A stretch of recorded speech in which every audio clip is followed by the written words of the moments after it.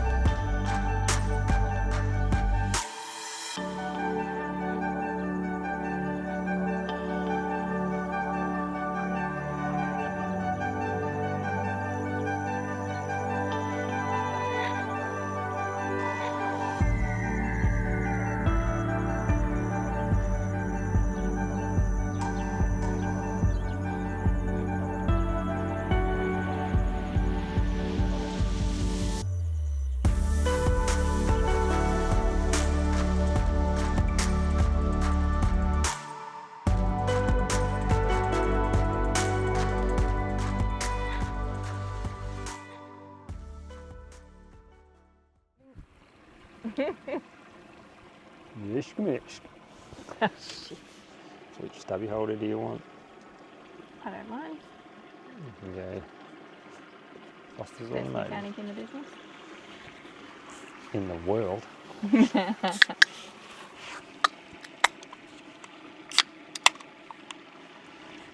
Cheers. Cheers.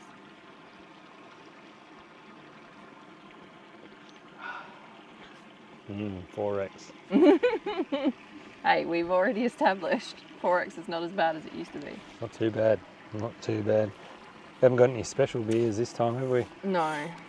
Drunk Haven't them been all. anywhere to get special beers. One day. 2 months in now. Yeah, we've just finished our second month out here, which has been good. Busy. Busy. Well, yeah, we've had probably the easiest job. Oh, definitely, On the but it's station. been no days off. Yeah, we haven't had a day off in Yeah. 30 days. So, That's right. yeah, it's been pretty good.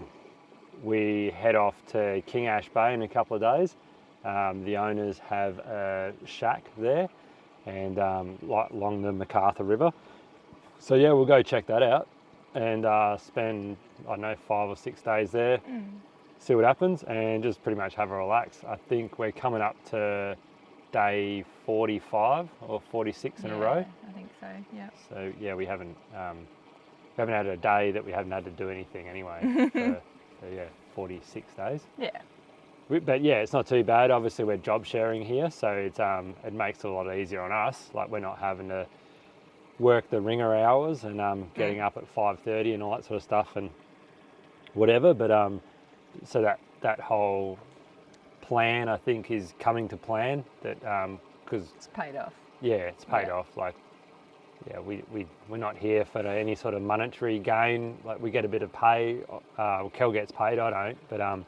But yeah, it's sort of like we get enough to sort of pay some bills and bits and pieces. But We're not here to make money. We're just here to,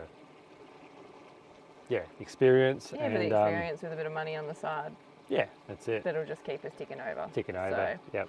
Going to put us in a position where, we kind of probably have to go to Headland next year or somewhere like that we can earn big money. Yeah, get back in front. Good money. Good money quickly. Get back in the green. But, I don't know, 2 months in and I'm super stoked we made the decision. Like, definitely worth it. We're not going backwards. No. We're just sort of keeping even. We're not saving any money either. No. But the experience has been bloody amazing so far. Yeah. I mean, you don't have any expenses up here other than beer, which is 3 times the price at home. Yeah, I'm not too sure if we mentioned it last video, but it's $90 a carton, and you've got to travel 200 k's to go get that carton. Get it. So you spend like $300 or $400 at a time on beer, and you're literally just getting like 3 or 4 cartons. Or mid-strength. Yeah, mid-strength. What else? But not a lot of expenses, so. Yeah, and we order in a little bit of food for ourselves. Yeah, we've just done a first one. Which comes I on. don't think we'll do it very often. Maybe once every 4 to 6 weeks or something. Might spend a couple $100 on some snacks and bits and pieces like that. Little bits of snacks. Just done a bit of a stock up on a few extra things because we knew we were going to get a chance to get a week off. So got some chicken burgers and some fresh stuff that we can take with us, and then we might be having some time off coming up after King Ash because the crew goes to the neighbouring station to help the other crew muster and stuff. So we might have some time alone on the station just to caretake it while they're away. So we'll just supply. Like, it's easier just to supply our own food, than to tap into their stuff, and just makes it easier for us. And the thing is, most of the meat and stuff like that is frozen for in Groups bulk. For groups of 10, not we 2. don't need 2.5 kilos of mince at a time. Yeah. But so if I just frost 3 kilos of steak, I will probably eat. We will eat 3 kilos of steak. Yeah, I don't need it. But no, it should be good. It'd be nice to have some quiet time out on the station just on our own and just tick along with all the little jobs and. Yeah, it's been good. Yeah. I think last month we built the pig trap, and then this month we started to get some pigs in there because we did a couple of killers, which is obviously on the station there's beef. The boss sort of selects, and we've got a bit of a kill paddock, which has got bits and pieces of animals that maybe have got not export quality and maybe don't walk properly, got a bit of a bung leg or something like that. They put them in a paddock, and when we have to or whatever, we get a killer through there. We've done that a couple of times now. We've just done another one, and which has been good. And then those carcasses we put in the pig trap, just because the pigs just wreak havoc through here, and just even coming here today, there was from the time we'd been here before, it had messed it up pretty bad in one spot. So they just make a mess, and they're not supposed to be here. So where we can get rid of them, we can. And we even do a lot of 1080 baiting, which is not ideal, I don't reckon, but they just got to do what they can do with the resources that they got. So when you're covering land that's this big, 1 million acres, and trying to reduce destruction a little bit. It's and they reproduce like crazy. We've seen mobs of them with 9 piglets on one sow, and I've just come down to do my daily chore of checking the pig trap.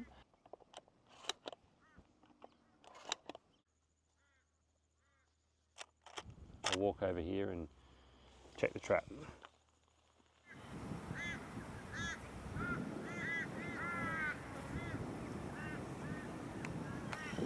There's 2 of them in there just sleeping.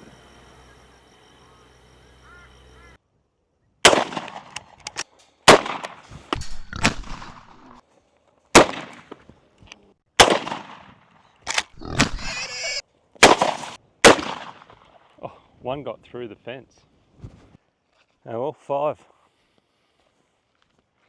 5 and a winged one, unfortunately.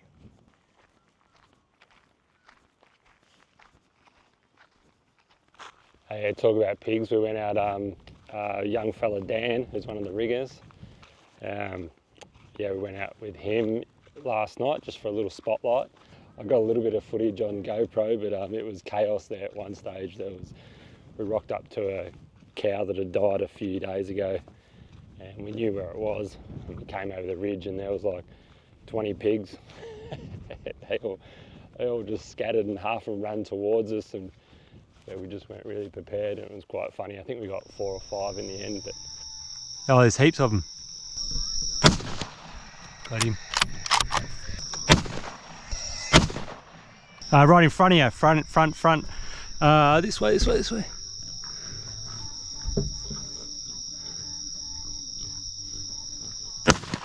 Yeah. Righty. Shotgun? There he is. Oh. He's coming towards you. It's just there.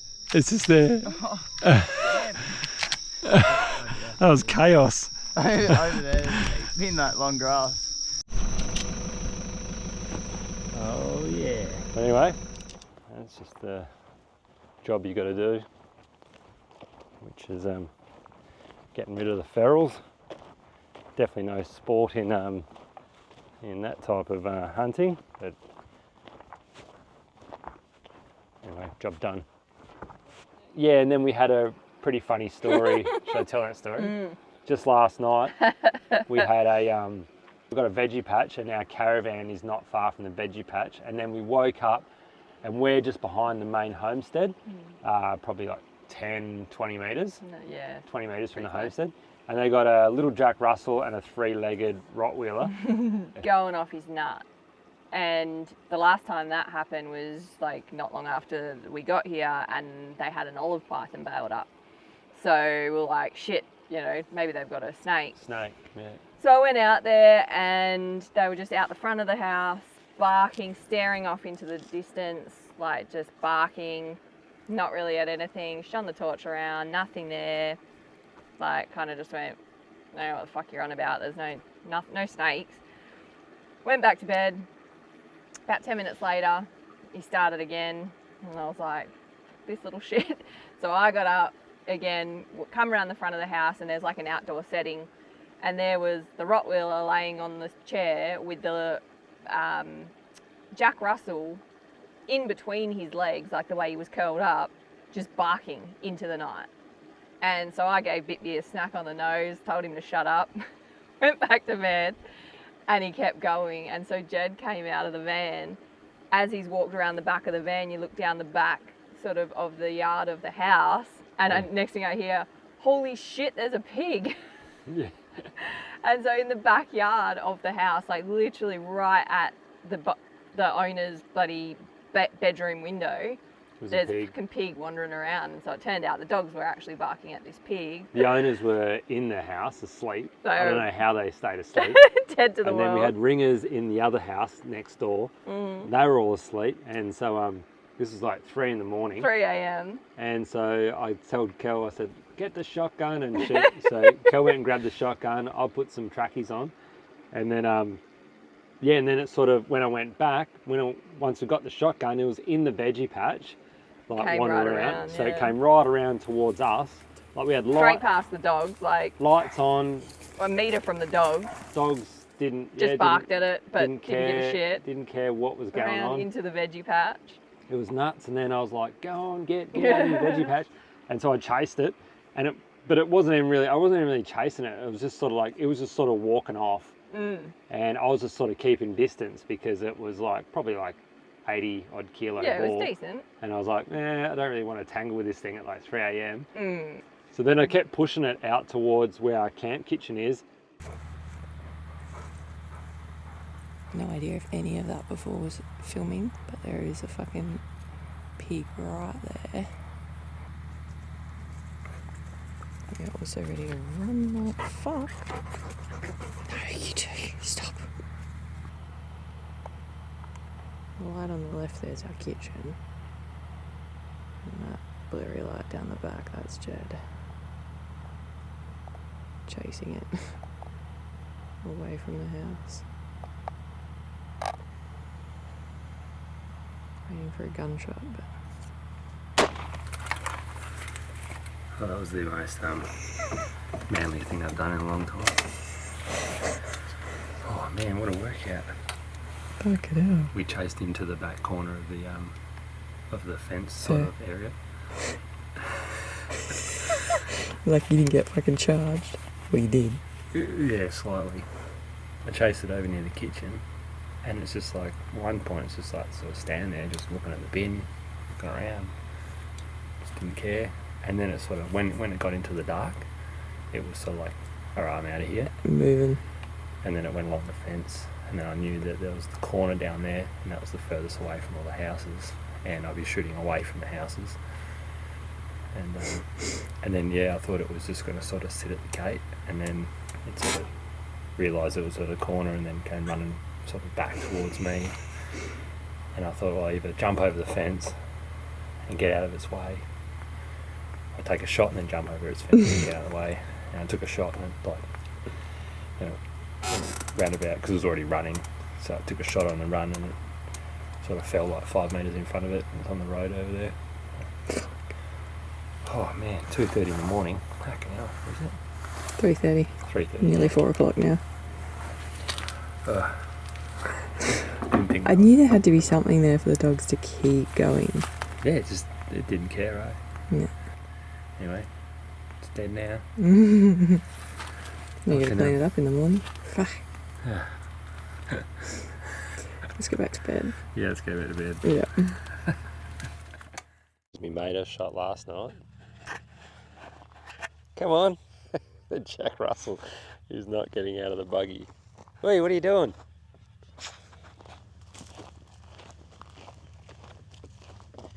It's dead. Come on, get into it.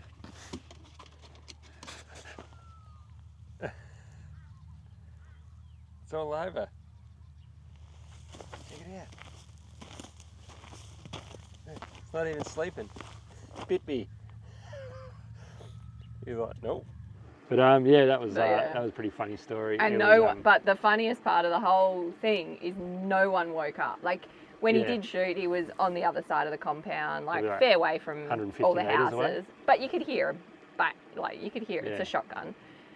And we get up in the morning and we telling everyone the story, and they're just like, no one heard a thing. No one heard anything. I was like, how did everyone? How do you sleep through the dogs and then sleep through a shotgun? Like, yeah, you guys are terrible. So funny. Yeah, it was pretty good. But yeah, that was an interesting wake up. Yeah, it's something I won't forget for a long time. And then, like at one point, I'm standing in the middle of the front yard. Jed's taken off with the gun, the head torch, and the torch, and I'm just standing there with the 2 dogs. I'm like, what if there's another one? Yeah. Like, I gotta go to the van. Get out of here. Oh, pretty funny. Yeah, it was good. But anyway. It's funny. Getting a few clear front runners in favourite meals that are popping up along the way. Did my first ever slow cooker curry. The crew here are big fans of curry, and obviously anything that can be done in the slow cooker makes my day a shit ton easier. And I've got a rice cooker too, so even better. Goes in the slow cooker, goes in the rice cooker, fucking done. Crumb steak's always a favourite. That one, doesn't matter what you do. The other one actually that has come out is a recipe that I found for smashed spuds that has been a big winner. That's awesome. Just a different way to do spud again, because we do a lot of potato. Obviously it's an easy side to go with everything, and it's filling, being a carb and all that. But, oh, excuse me. Found this wicked recipe. So you boil the spuds first to just tender, smash them, obviously, like flatten them out, drizzle them. Just sort of press them down. Just sort of press them down with like a fork or a potato masher. So they sort of spread out and the skin's all split. And then, drizzle with a bit of olive oil and some melted butter, and then a bit of salt and pepper just for seasoning on top. Bake that again. So basically like roasting them. But holy crap, they are bloody amazing. It's like a big potato chip. Yeah, basically. Yeah, it's wicked. Yeah. So Yeah, Now, that's a winner. now I want smashed buds tonight. Me too. So we've done a couple of killers now since we've been here. So yeah, one of the things I wanted to do when I came out the station that I didn't pay any attention with like 10 years ago when we were on another station was butchering. So yeah, now we've done a couple, which has been good. Yeah, and because we don't have a big crew, we're not going through too much beef. The last place we were at, we'd go through one almost every week or two, 7 to 10 days, yeah. Yeah, so now like we've got probably a crew half the size. We're doing like maybe once a month. But yeah, it's good. I'm learning some stuff. It's a whole different process, and we'll probably put it on one of the videos one day if people want to see. It'll be a really good video. See how that all works. Yeah, it's just butchering out on the field. new Like thing. you do most of the majority of the cuts out on the field. Like you get your ribs and your top sides and your briskets and back straps and everything. You pull that all off the cow out on the field, the paddock, and then you come back, hang it, and then you butcher it all up to suit. Well, we have been left here alone this morning to chop up the killer we did last night. It's nearly done. We've got a leg to do, and Ben's just gone to grab the bandsaw, and we're going to chop up the ribs. We literally pretty much run out of meat, but we haven't now. And the cool room is sitting on a truck, came in yesterday. So yeah, we still haven't set that up, but next killer will be in the cool room. This one we're just sort of making do. Kel's on mincing duties. Got the old mincer. Yep. Sausage rolls coming up. Sausage rolls and Spag bog. Rissoles, love. And meatloaf. Oh, meatloaf. Fucking meatloaf. Yeah, we did a couple of rolled roasts. I have been learning how to tie a butcher's knot thing, but yeah, the string's a little on the weak side, but sort of got it. And just used a bit of Smoky Q barbecue rub, bit of pepper, and a bit of their SPG salt blend. So we'll see how that turns out. Should be pretty good. And now just boning out the bottom of this because it's all sinewy. We'll mince that, and then we'll do two big leg roasts out of this one. The other one we just chopped it all up for mince because we were running short a fair bit of mince. And that's all the fat trimmed off. Yeah, anyway, we'll finish this off before it gets too warm, and I think we're going to have rissoles tonight. Should be lovely. We haven't got a working cool room still, so yeah, we've actually hung it for a night. Luckily, it's Do it on a cold night. Sort of coolish nights-ish, maybe. And No one's got food poisoning yet. yeah, and then you got to butcher like fuck the next day to get it all packaged up. But yeah, the first time we did it was a bit of a mad rush because we thought the cool room was running, and then we realised like by midday it wasn't. So we had to go mad and chop it all up. And then This time we were prepared. a little bit prepared, but it was literally just me and Benno and Kel. So me and Benno are very limited butchering skills, but we did the field butchering with the boss, which is good because he shows you everything. But yeah, it was all like chopping up all the ribs and mince, what you can use as steaks, what is good for roasts and all that sort of stuff. So yeah, just hopefully do like a few more killers while we're up here, and yeah, it's just something I'm probably never going to do or need to do on my own because Yeah. I'm not going to have a whole cow to kill. But yeah, it's just those little skills I've never really known. I know how to fillet fish and stuff like that, but yeah, skin a rabbit and whatever. But yeah, not too good on the old beef, but getting there. Getting there. Yeah, and then onto that, yeah, I'm building the smoker still, so that's still an ongoing process. And because we've been working, I've been able to sneak off for a few days here and there, and do a little bit of progress on that. But so I've got the main body built and the frame, and I've built the offset firebox, but I've still got to weld all the door onto that, and then weld that onto the main body.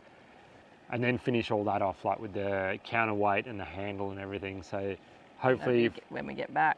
Yeah, if we get back from King Ash, they're not too sure what exactly they're doing. But if they're going to be away, we'll be able to get into that, and I'll finish that off. Like, that'll be my main priority. Yeah, I'm making me a journey to a couple of k's away from the homestead. Is an old steel water trough. Dan's going to meet me down there with an oxy. I'm going to chop it up, relocate it, and hopefully turn it into the smoker.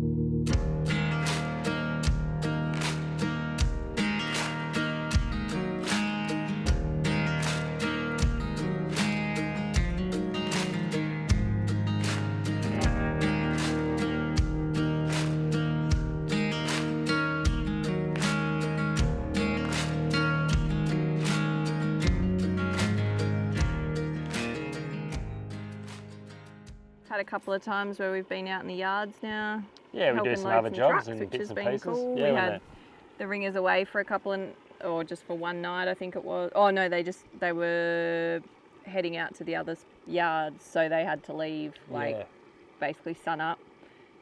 So we helped the bosses load up a truck.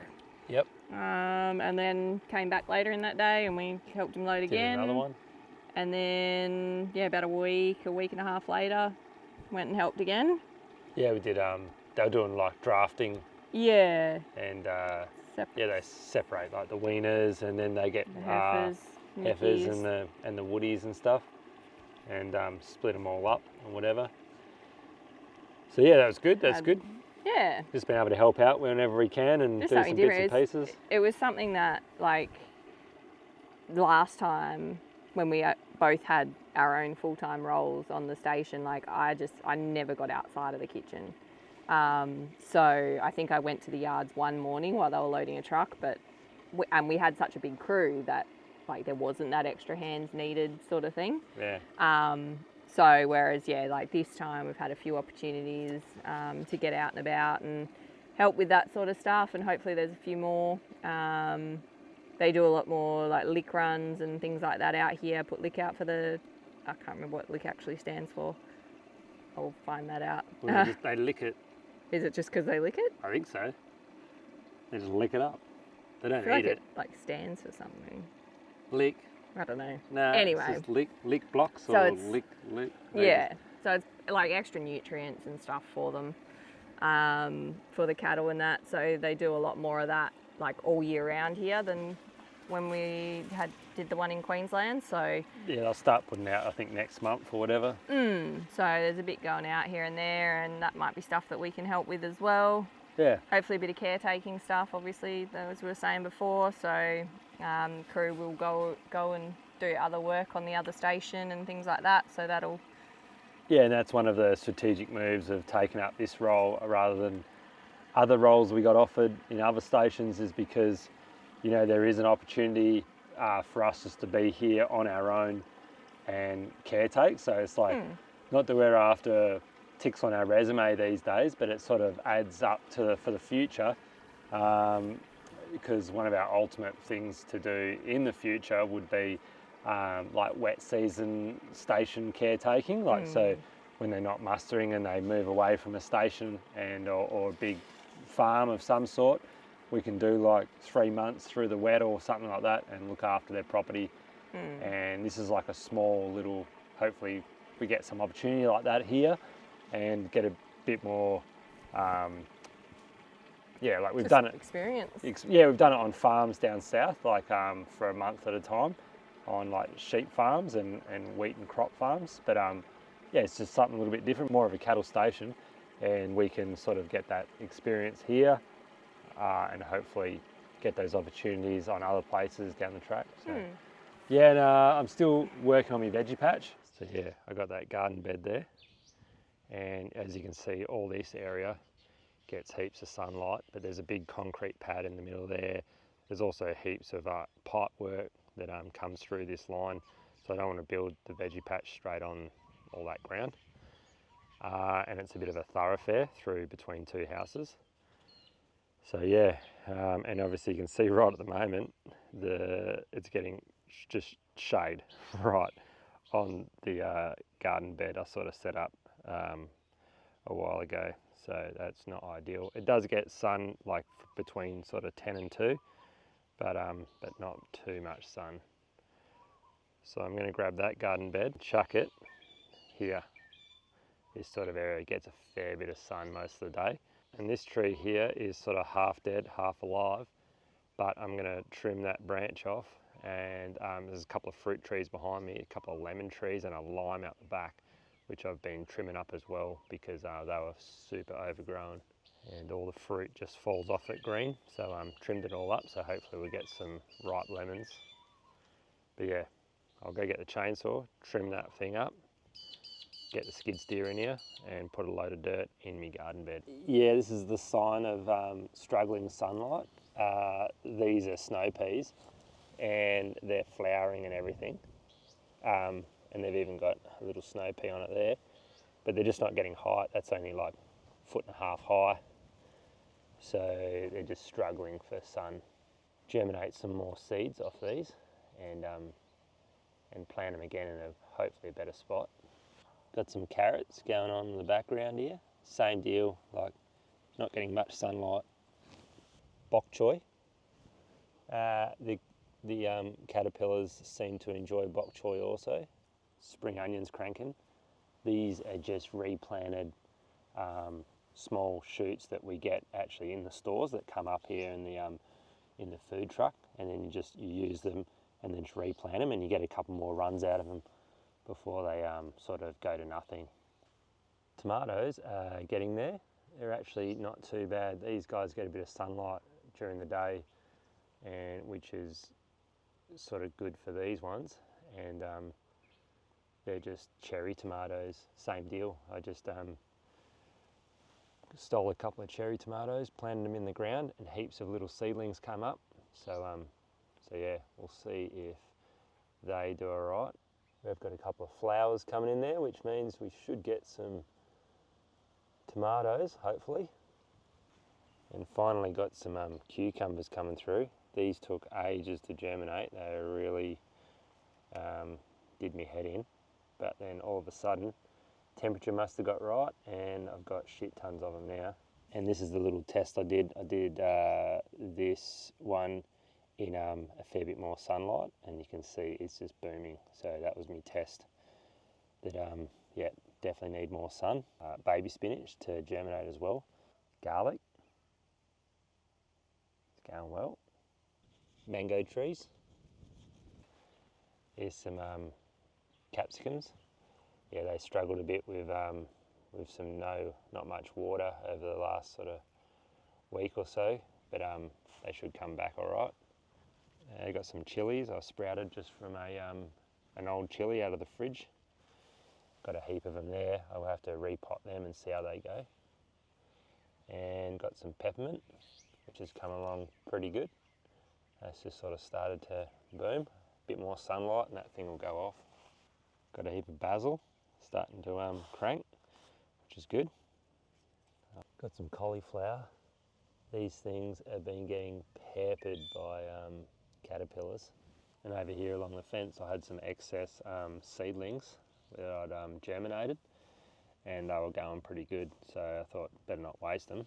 I might as well chuck them in the ground. So these ones get a bit more sunlight, and they're right next to our caravan. But anyway, I'll sort my shit out and get this skid steer over here, give it a bit of a clean up. I'll grab the chainsaw while I'm over the shed and lop that branch off so it doesn't land on my garden bed. Hopefully that'd be pretty good. I got rid of that tree. It was actually the bit that was dead was obviously dead, and then the bit that was still had a bit of green in it, it had a huge ant colony. So yeah, that was going to die anyway, which was a good thing because yeah, anyway, now it's gone. Heaps more light, which will be awesome, and I've got a bucket full of dirt. Anyway, I've got some hopefully cleaner soil from way over the back, and yeah, I'll chuck it in the garden bed.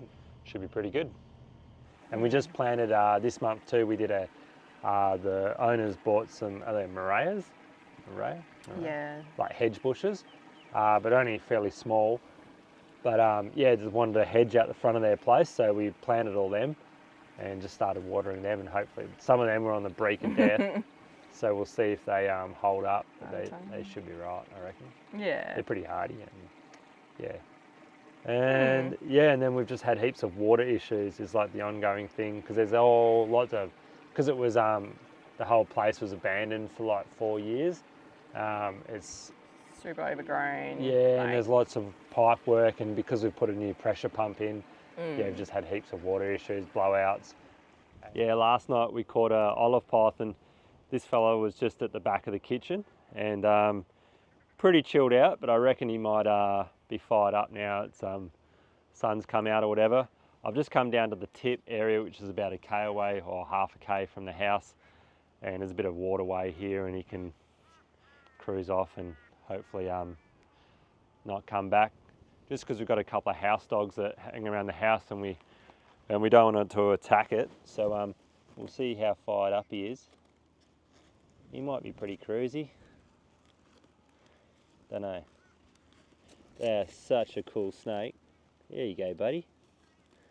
What's going on, mate? He's sort of curled up like he wants to strike, but I don't think he will. I'll try and get a hold of him so he's... Come on, mate. Look at that, sunshine. He is big dog, eh?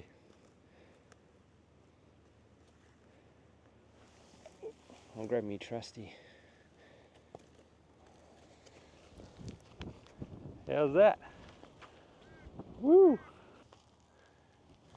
Pick him up for a look. How cool's that? Olive python.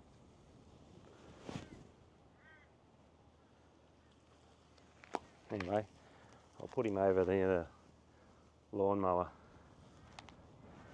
He's so cool. It's pretty cold.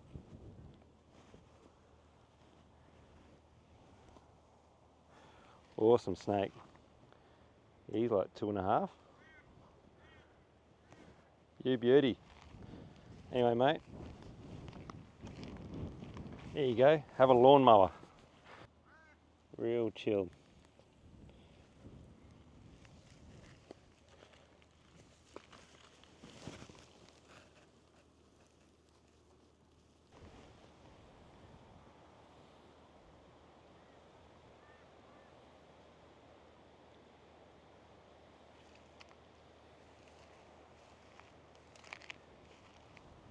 Go down to the water, mate, and get some ducks.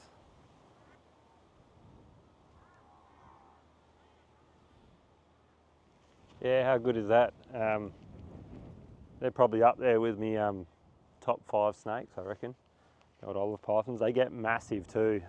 Years ago we caught one in the chook pen at the other station we were at years ago in northern Queensland, and it was like it was close to 5 meters long. It was huge, it was massive, and it took like 3 of us to get it in a bag, and this thing was like that round, and yeah, it was massive. It wasn't eating chooks, it was just eating eggs. So it was just going from like chook nest to chook nest, just like scooping up eggs, and yeah, that thing was wicked. Yeah, awesome. Anyway, he's making his way into the rubbish tip, and going to go slay some frogs or lizards or whatever he does. Had to reposition and get beers.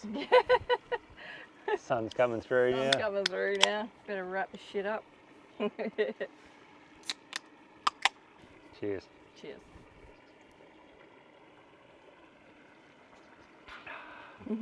Yeah. So that's probably mid-June wrapped up, like from mid-May to mid-June, and then Yep. yeah, Off to to the King Ash. King Ash, Have a bit of a break. and then yeah, we're not too sure what the whole plan is after that. See what it They looks said we are going to get some bit of time off, and hopefully we'll get back down here and do some fishing. Like, yeah, we haven't had much time off. We've ducked down here the Savo, but yeah, hopefully we get a bit of time. If we get some days off on the station or whatever, we'll Well, no one's here. pop back down here. And we haven't really had an explorer along here, so this flows all year round.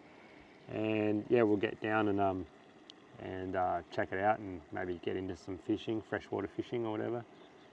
So it'd be good. Yeah. I didn't bring much gear actually because I didn't really think there was going to be much here, but I think I've got a few little lures and whatever. We'll go for a flick. They reckon there's like sooty grunters and stuff in here. It's pretty shallow right here. It's only like a foot deep.